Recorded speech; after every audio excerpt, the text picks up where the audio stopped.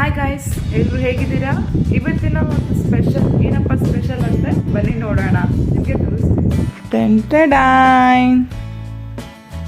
So ಭತ್ತ ಸಿಕ್ಕಿದೆ, ಈ ಎಲ್ಲೋ ತೋಟದಲ್ಲಿತ್ತು, ನಮ್ಮ ರಿಲೇಟಿವ್ಸಿಂದು ಕಿತ್ಕೊಂಡ್ಬಂದ್ವಿ.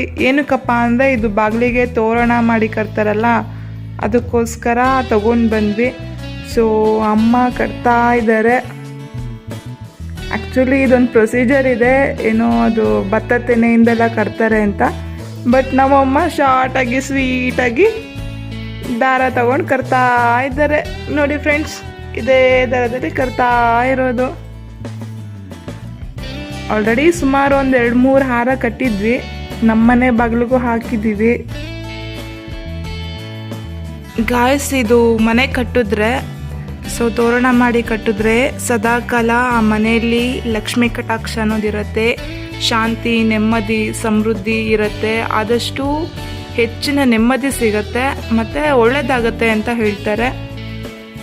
ಅದೊಂದು ಪಾಸಿಟಿವ್ ವೈಬ್ಸ್ ಇದೆ, ಆ ವೈಬ್ಸ್ಗೋಸ್ಕರ ಎಲ್ಲ ಕಟ್ತಾರೆ. ಮತ್ತು ಯೂಶಲಿ ರೈತರು ಅಂತ ಬಂದರೆ ಎಲ್ಲರೂ ಕಟ್ತಾರೆ. ಇದು ರೈತರಿಗೆ ಒಂಥರ ಹಬ್ಬದ ವಾತಾವರಣ ಸೃಷ್ಟಿ ಮಾಡುತ್ತೆ ಆ ಮನೇಲಿ ಇದ್ರೆ ಯಾವಾಗಲೂ. ಸೊ ನಿಮಗೂ ಇದು ಇಷ್ಟ ಆಗಿದ್ದರೆ ನೀವು ಮನೇಲಿ ಕಟ್ಕೊಳ್ಳಿ ಫ್ರೆಂಡ್ಸ್, ಎಲ್ರಿಗೂ ಒಳ್ಳೆಯದಾಗಲಿ. ಇದು ನಮ್ಮ short and sweet video.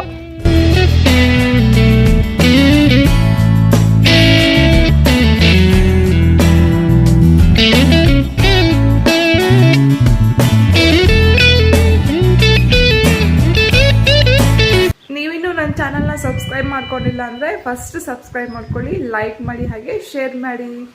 Thank you.